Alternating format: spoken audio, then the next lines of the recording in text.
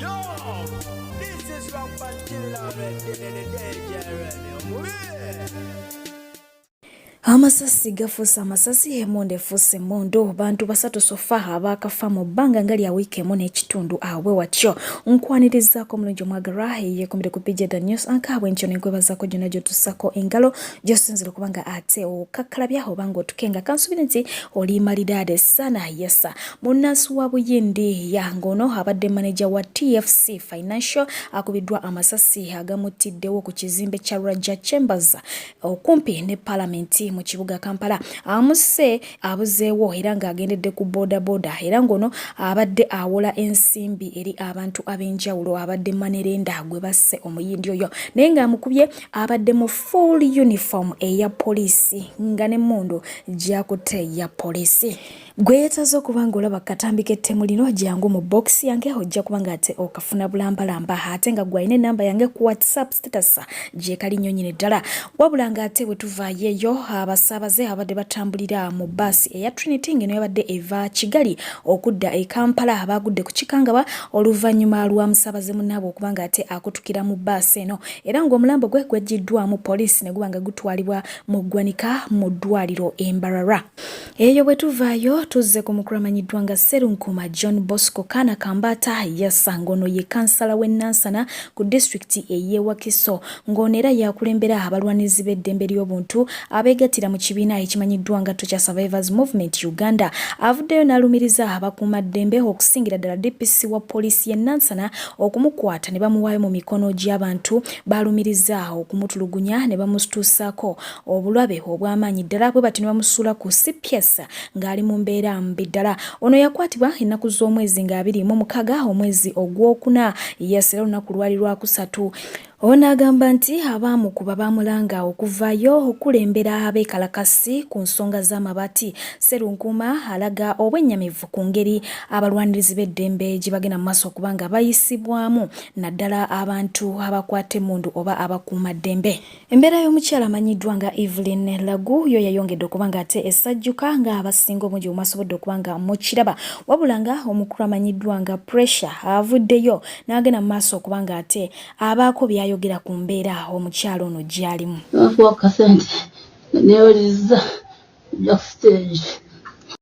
Abasawo buli w'obanga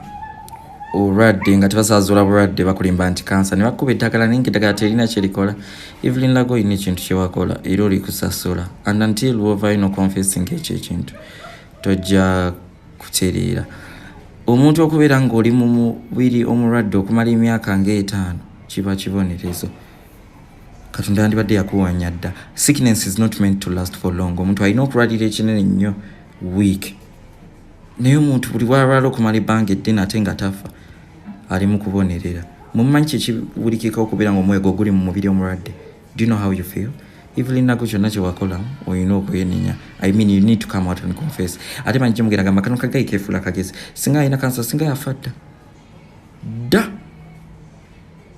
Because okubonaabona okwo alina kyasasulira ye akimanyi. Bebe omukulu amanyiddwa nga Dr. Jose Chameleon tebinaba kuba nga ate biterera ku nsonga y'omukulu amanyiddwa nga Karamagye era ng'omugenzi ono amannya g'amajjuvu ye Robert Karamagye ng'ono ye muvubuka eyafiira mu maka g'omuyimbi Jose Chameleon agasangibwa e Sseguku ennaku z'omwezi nga 26 omwezi gwa Desemba omwaka gwa 2012 wabula nga famire ye esitudde buto bagamba nti baagala okunoonyereza kuddemu okuba nga ate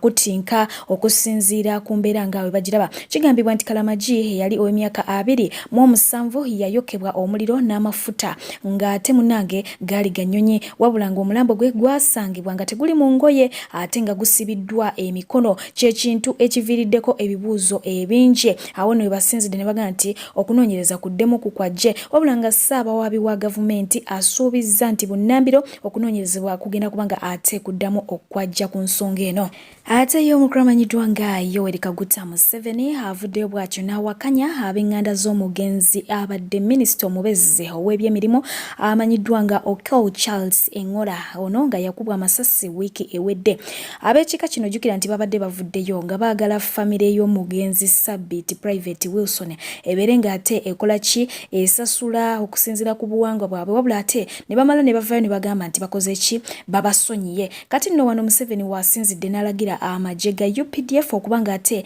gasasula ente ab'ekika ekya Engola ze baasaba basobole okuba nga bakola emikolo awamu n'obulombolombo ng'obuwanga bwabwe bwe bukola ki bwe bulagira ku lw'omujasi waabwe eyagenda mu maaso okuba ng'ate akola ekikolwa kino. Oba ntegedde bulungi baali bavaayo nga baagala ente ezisookerwako 7 n'ebintu ebirala awo bagende mu maaso okuba ng'ate bakola ki bakola emikolo egyo okusobola okulaba mbu ebika bikola ki bisigala bikwatagana ekika kyeyatta ne gwe batta. Naye nga w'omanyi famire ya Sabit munange bweyimiridde ate oluvannyuma ab'ekika bennyini abo ne bavaayo ne bagamba nti bakoze ki babasonyiye. Kati nno ekyo ye omukulu kyakoze ki kyawakanyiza n'alagira eggye lya UPDF ligende mu maaso okuba ng'ate liwaayo ebyetaagisa emikolo gigende mu maaso okuba ng'ate gikwajja.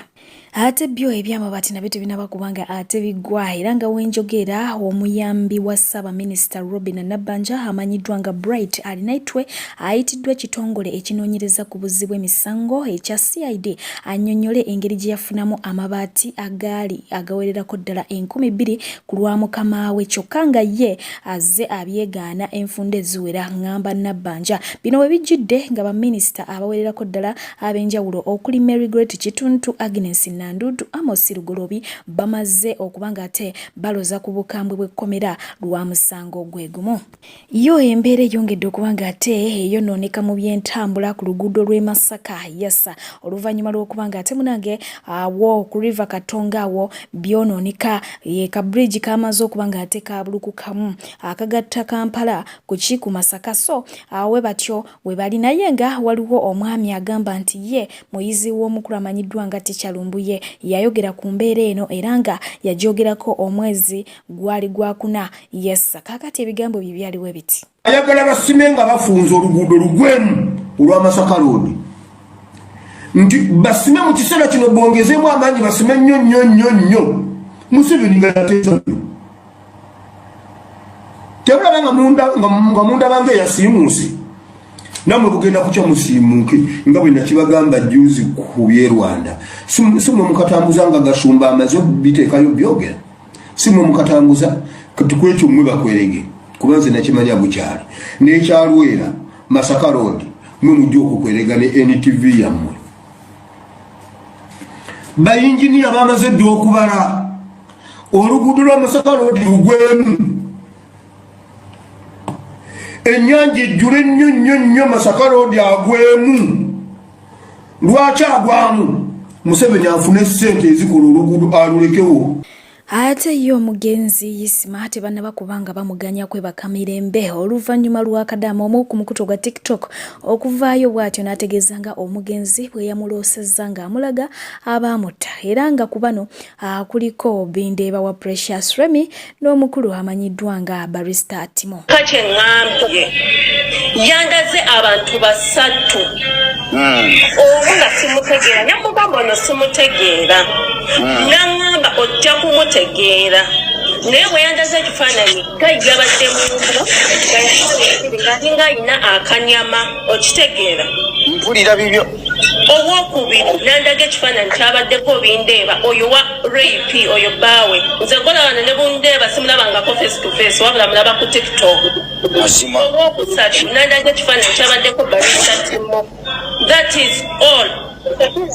Nangamba sigenda kwebaka mirembe gyendi naye abantu abanzita bali ku lusegere. That is it. Ebyo byokka bye yangambye namugamba nayo nga mukambwe yasoose najjira n'akwata omuwala yabadde mu tenti endala kuba twabadde twebasanga tulinga bali ku tenti ewaabwe eryezana omuwala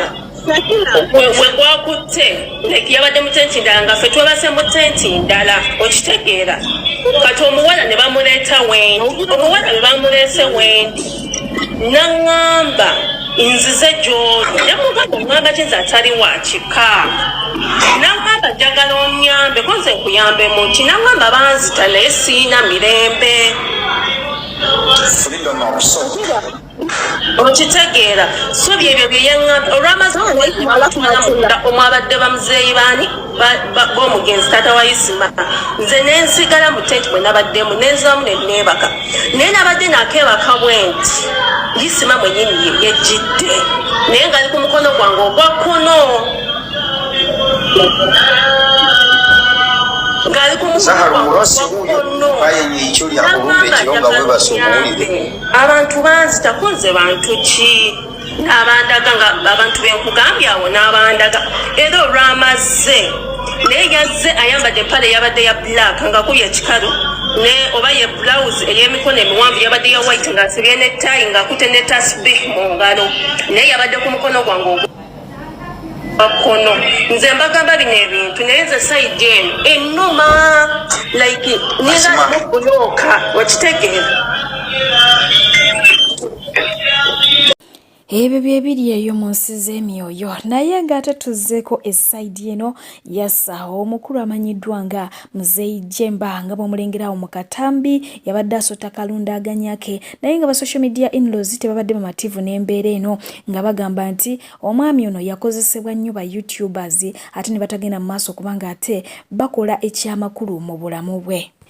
Wano wetugenda violence mwerere omukulu amanyiddwa nga Kakwenza yavuddeyo ng'alaga nti munange yagetinze blocksha omukulu amanyiddwa nga Geno Felix Kulaije yesa era ngono yakoze tweet emubuuza nti lwaki yamublokinze ku Twitter era bw'atyo n'ayongerako okubanga amubuuza nti nze nakuweereza gonoli yono gw'olina kumimwa ndowooza gonoli ya mu Luganda oba yenziku ya so mubufunze yadda mbuuza nze nakuweereza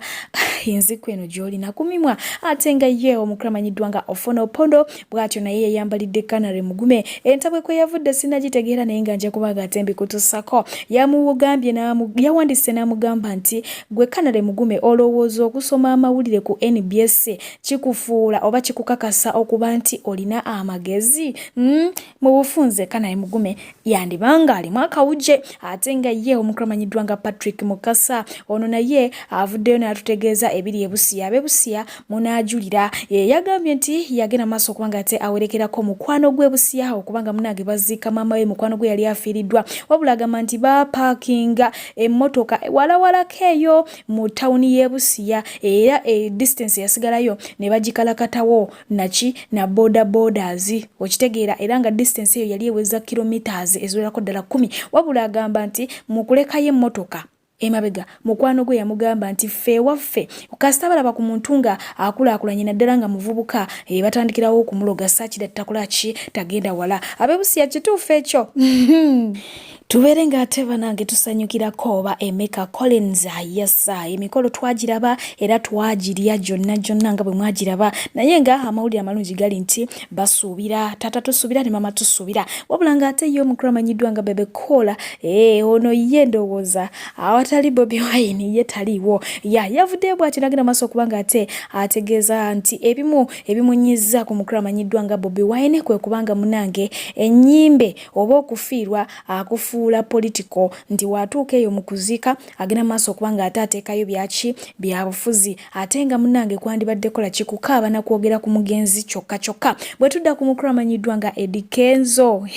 jjukira nti omukulu ono yenjogera president era nga amyukibwa Shiba n'agobererwako awo Juliana ate nga Bebe Kulu ali mu byansimbi jjukira bafoominze ekibiina ekipya kiri ekya Sini ne baba nga ate bakola ki bakirekamu kaawo ku mabbali ku pause tunawa kutegeera oba kyo kizizaako ki era nga ekibiina kino ekyafomingiddwa kyekimanyiddwa Uganda National Musician Association kyebagenze maaso kubanga ate bakola ki bafoominga naye ng'omukulu amanyiddwa nga John Black yavuddeyo n'agenda maaso kubanga ate ategeeza nti Bebe Cool ne Eddie Kenzo tebasaanidde kubeera bakulembeze mu kibiina kino kubanga ba school dropouts so tebayina buki babuyita buki bumanyirivu oba tebayina busobozi bubafuula baki bakulembeze naye ng'ate mukaddeke kamu omukulu amanyiddwa nga Eddie Kenzo yavuddeyo n'ayogerako ku nsonga y'omukulu amanyiddwa nga producer Didi yasinga agamba nti yali amuyambye kuba yamuyambako jjukira nti omukulu oyo embeera gy'alimu ennaku zino si nnungi naye nga yayimiridde mu kamera n'alumiriza nga bwe yakola ki bwe yayamba ku Didi so nga ate ye gwagamba okuyamba yavuddeyo n'amwegaana. Didi nze nkolagana naye era ndowooza nali muwaddeko obuyambi bw'aba ayogedde amazima nali mutuukiriddeho.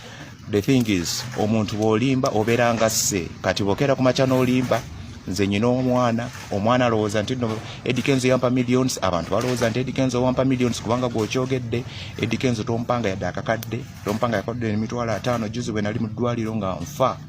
nga ndi ku kitanda gift of kado yali ku kitanda nga nfumbira emmere nga yakola buli kimu yandabirira saha n'asindikira emitwalo 3 awo ng'esente zimpoddeko mu ddwaliro abantu bakukowadde banange Eddie Kenzo just kulimba bulimbi nti omwana mulaba naye it's over. Eddie Kenzo sikulabanga since weekend bwe nkubira amasimu nga amatiro manager ajja kujja tontuukiriranga tolimba abantu nti nno wali onyambye wali onzirukidde tokikolanga. In actual sense abantu bagala obuyambi naye wali omuntu wala omuntu nga atakwagala it's official nze nkimanyi tonjagala, that is the truth. But it's okay, growth ebeera maybe one day I'll understand naye tolimba nti wali onyambye tonyambanga ku Eddie Kenzo wasasula nyimba and that is it, and that is okay with me. Nze sagala buyambi by the way with you kubanga Katonda yagaba buli kimu. I wish you a lot of success by the way, but todanga mukulimba omuntu yali anyambyeko kugwe gravity basiza bani it is saha yaberedde. Saha is one person obusiramu ye musajja wa munadini ya saha and is the only person yali anyambye. Eddie Kenzo I was very annoyed okulaba ngo yogera ku TikTok ntino wali onyambi nandibadde sogera bwe nti abantu badde bangamba yogera Kenzo takuyamba ngamba gama sio bakikola atumuleke naye bw'obona oyogera nti ng'olimba kanze kanjogere bituufu tonyambanga kubanga mu comments ne family yange n'abantu bonna mikwano gyange buli omwankyaye alowooza Eddie Kenzo wampa millions sibayamba tompanga yadde 13 tonyambanga nze simanyina namba yo wampe namba ya Vero Coast teyitanamu. Yo mukyala wanyiddwa nga Florence Nampijja yakozeeyo ko awuka interview n'omukulu amanyiddwa nga Seeguya Josephata owa Bukedde TV wabulanga munange yayogedde ebitonotono ebimukwatako naye ng'ensonga enkulu gye yasinze okuba nga atasimbako essira kwe kukubiriza abantu nti oli bw'abanga tannafumbirwa gwe tomuteeka ku pressure nti baba bakyalina byakola ki bye bamaliriza ate buli omu alina olugendo lwe mu bulamu okitegeera n'atannaba kuzaala tomuquestioninga lwaki tannabakola ki kuzaala kubanga munange abamu mukama yabatonda nga naturally tebasobola kola kikuzaala so abagezezzaako ate nga bala bafuna miscarriages kati gwe bw'omubuuza ebibuzo ebifaanako ebityo obeera omukosa ate nga ye munne amanyiddwa nga ddana n'abatanzi agava ewuwe ali mukwano mupya mujja era nga ategeezezza nti essaawa yonna bwe kinaaba kikutteyo tujja kuba nga twongera okukola ki okubitegeera ajja kuba nga asambaawo kadaali okusinziira ku lugambo nga bwe lutambula ate nga ye omukunja atasira avudde mu mbeera n'akwata olweyo atandise okwera omukyala amanyiddwa nga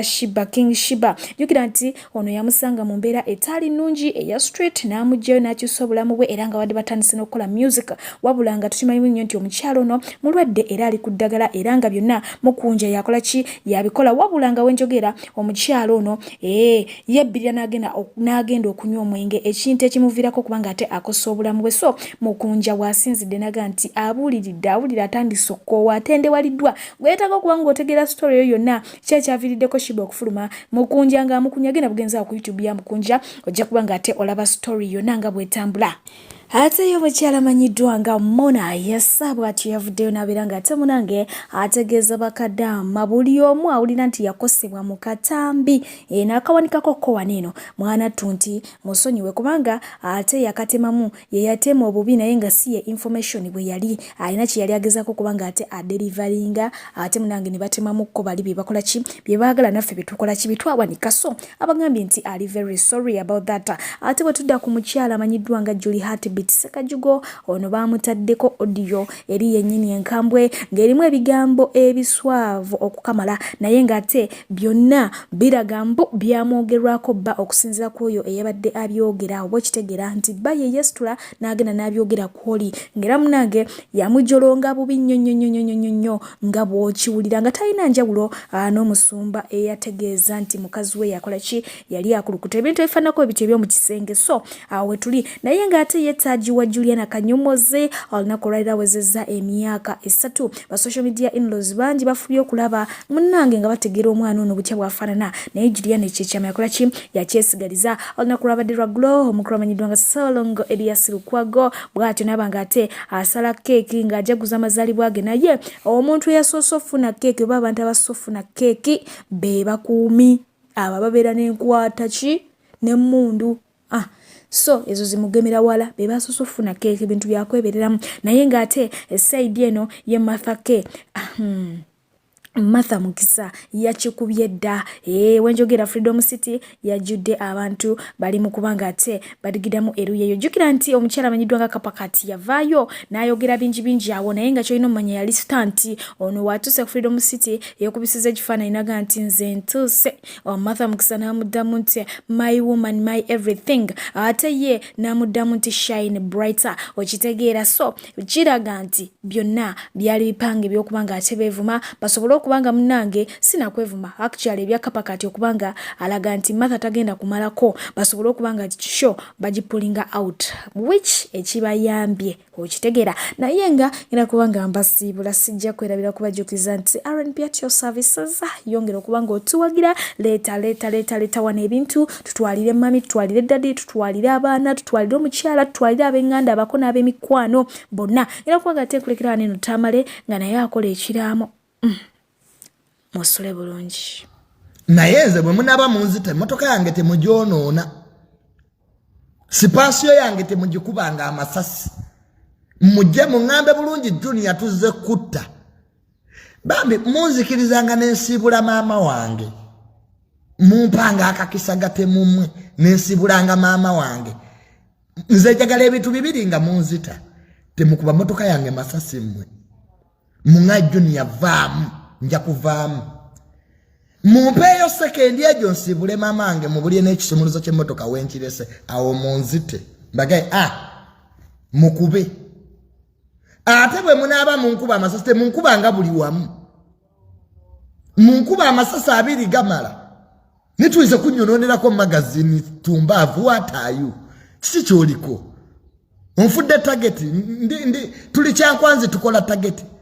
nze temunkubanga amasasi ago amangi bwe gatyo nammwe mubeeremu nammwe n'ensonyi amasasi abiri gamala omuntu mwebayize we mweddeko ebintu ebyo byemukola si bintu birungi bya kisiru nnyo nammwe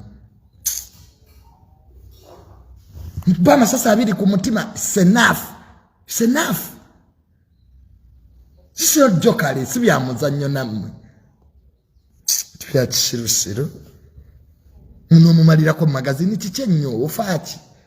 hakikyagala ate mukisusse nnyo muyite ate namwe muyina koma kale tukimanyi muli batemu naye temulako mu ngeri y'obugunjufu kale kyekuba amasasi mu kabina kyeki mu kabina onoonyayo ki I didn't get you clearly byekisiru ebyo nze bwe mujjanga okunzita temukuba mmotoka yange kugyonoona muŋŋambe Junior vaamu tuzze kutta mumpeeyo ddakiika egyo nkubire maama wange mugaye mami nyenze naye ekisumuluzo nkirese wano awo munzita is that hard ekyo kizibu byakisirusiru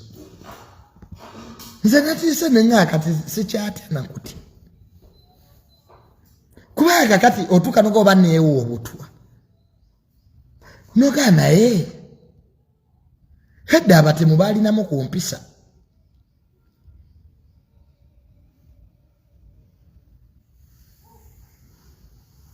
ate mwe abantu mmwe abali eyo nga bamaze okunzita saagala kuwulira muntu akola lipooti mbwe ekyasizza Junior sirika lumbuye